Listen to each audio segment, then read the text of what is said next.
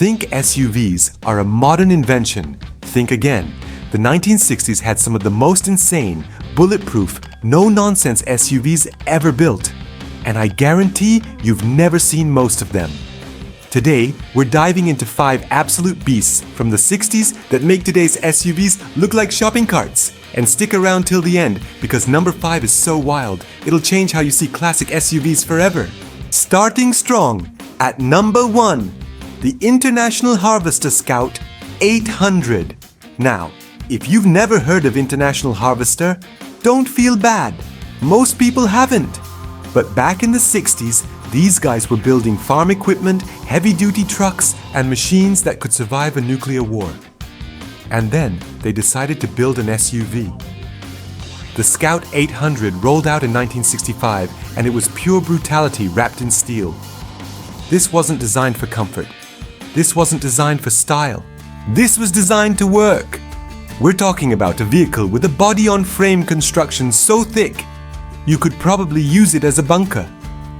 The frame rails were built like railroad tracks. And the body panels? They were stamped from steel so heavy, rust was the only thing that could kill these things. And even then, it took decades. Under the hood, you had options, but the sweet spot was the 196 cubic inch inline 4 or the 232 cubic inch inline 6. Now, these weren't powerhouses. We're talking maybe 111 horsepower from the 4-cylinder. But here's the thing, torque, low-end grunt. The kind of power that pulls stumps, drags logs, and climbs hills in first gear without complaining. The Scout 800 had a solid front axle, leaf springs all around, and a 2-speed transfer case. No independent suspension, no fancy shocks, just iron and determination. Here's what made it truly insane. Farmers bought these.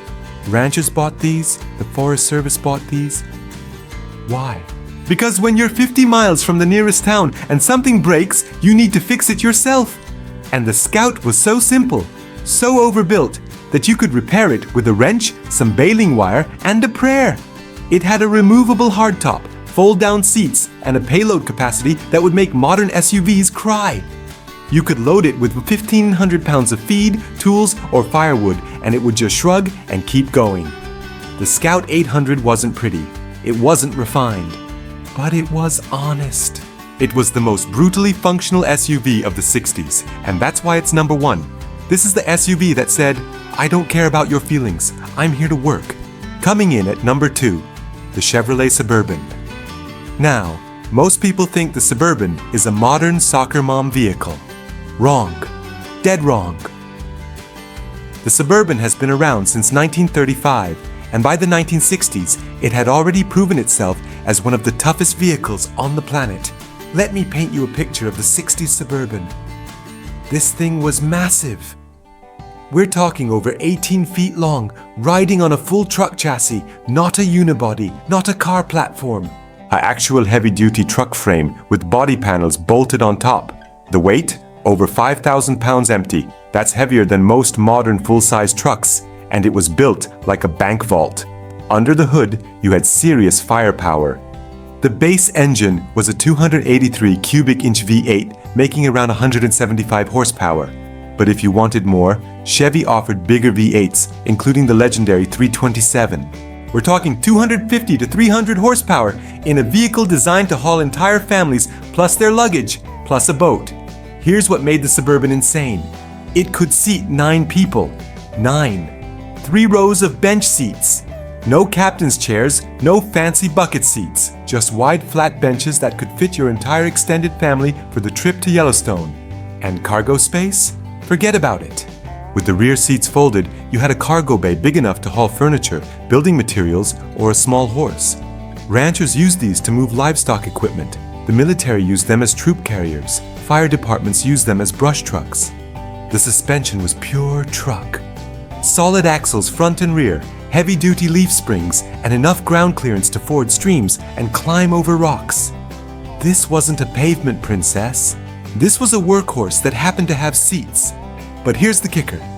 Despite its size and weight, the Suburban was reliable. That's the magic of simplicity.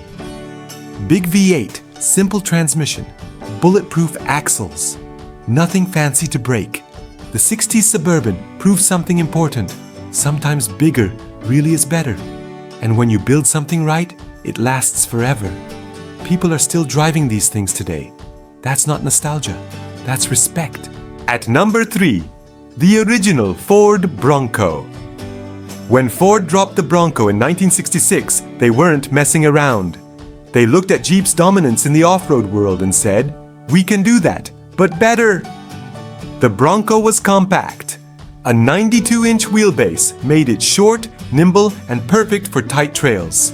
But don't let the size fool you. This thing was built like a little tank. Ford offered 3 body styles, but the wagon is the icon. Removable top, fold-down rear seat, and a boxy design that looked like it was drawn with a ruler and zero imagination. And you know what? That was perfect. This wasn't about style. This was about function. Engine options started with a 170 cubic inch inline 6, making a modest 105 horsepower. That was the economy choice. But the real Bronco, the one that mattered, came with a 289 cubic inch V8. 200 horses under the hood of a lightweight, short wheelbase SUV built for off-road. That was a recipe for fun. The Bronco came with a Dana 30 front axle and a Dana 44 rear axle. For those who don't speak Jeep, that means serious strength. These axles could handle serious abuse, rock crawling, mud bogging, steep climbs. The Bronco ate it all. And the transfer case? A 2-speed unit that gave you low-range gearing for crawling over obstacles. You could shift into 4-low and climb a wall if you had enough traction. What made the Bronco truly special was its simplicity. Manual transmission, manual locking hubs, manual everything, no power anything. If you wanted to lock the hubs, you got out, got on your knees, and twisted the dials. That's how real off-roading worked. The Bronco also had insane approach and departure angles. The short wheelbase and high ground clearance meant you could attack steep hills and drop off ledges without scraping your bumpers. Here's the best part. The aftermarket went crazy for these. Lift kits, bigger tires, roll cages, winches. The Bronco became the canvas for off-road enthusiasts to build their dream rigs. Ford built the Bronco for 6 generations, but the first generation, the 66 to 77 models, those are the legends. Those are the ones that defined what a compact off-road SUV should be. Short, strong, and ready for anything. That's the original Bronco. All right, we've got 2 more legends to cover, and number 5 is a gem. Quick question. Did you or someone in your family ever own one of these? Drop it in the comments. Let's keep rolling. Number 4, the Jeep Wagoneer. Now, here's where things get interesting. Every other SUV on this list was about raw capability and zero compromise. The Wagoneer said, "What if we could have both? What if we didn't have to choose between comfort and capability?" When the Wagoneer launched in 1963, it changed the game.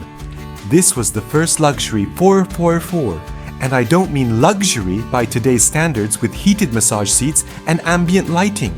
I mean luxury for 1963, like power steering, automatic transmission, and an actual heater that worked. Revolutionary stuff. The Wagoneer started with an inline 6, but in 1965, Jeep dropped in the 327 cubic inch V8 from AMC.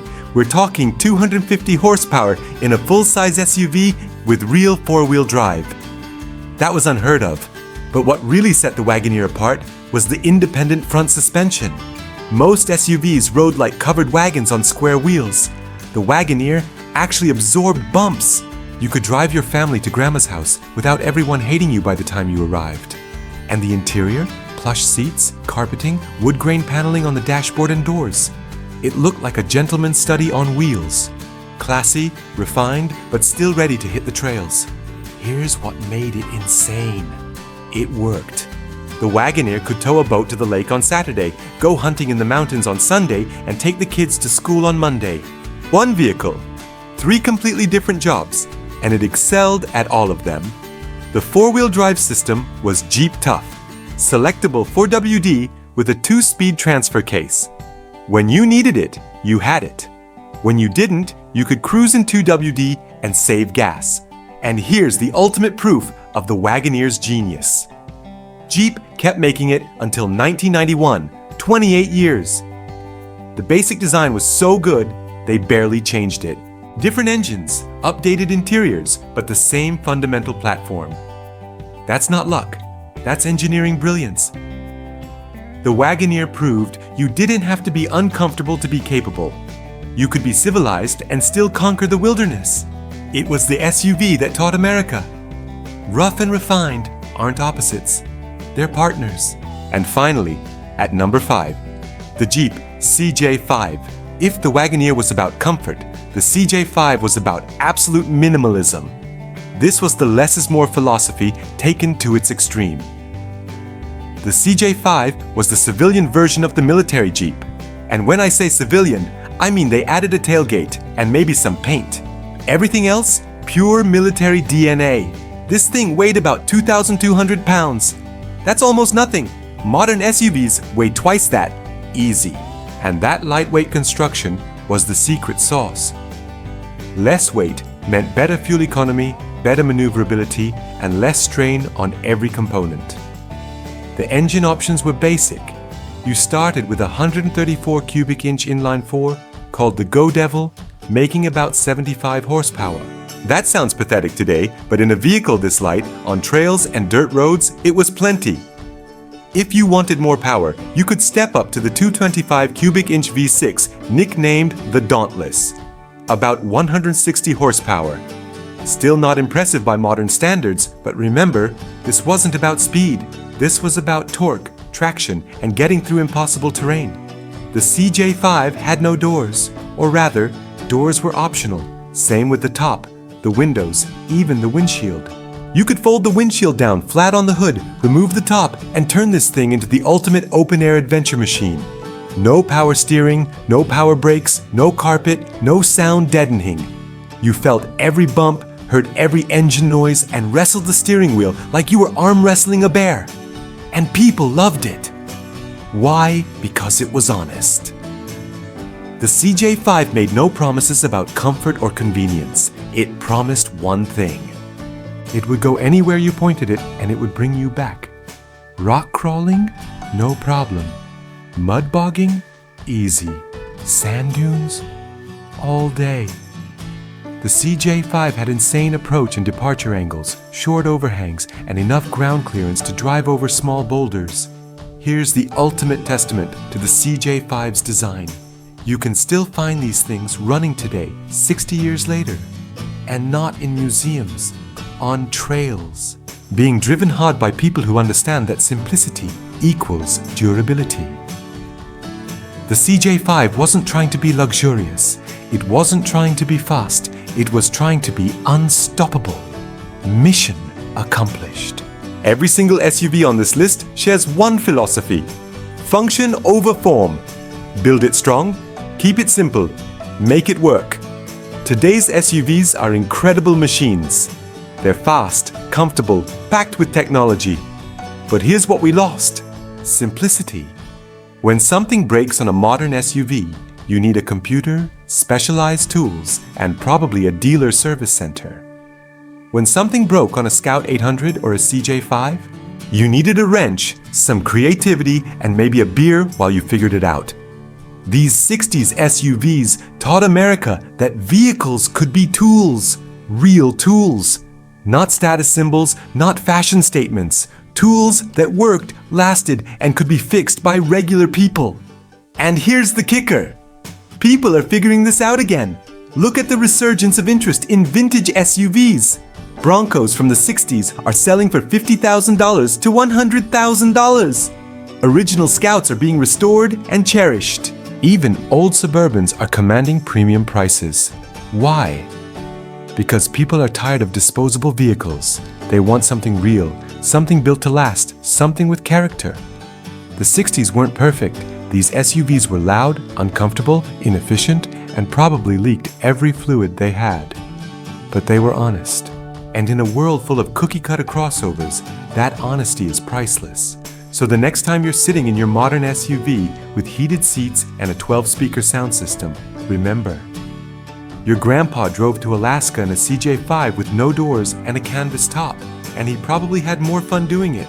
So here's what I want to know. If you could own any one of these 5 SUVs, which one would it be? The brutish Scout, the giant Suburban, the nimble Bronco, the refined Wagoneer, or the minimalist CJ5? Drop your answer in the comments and be honest. No wrong answers here. These are the SUVs that built America's love affair with off-roading, adventure, and the open road. They deserve respect. Thanks for rolling back through history with me. Now get out there and appreciate the fact that you can drive an SUV without getting covered in mud, oil, and regret. I'll see you in the next one.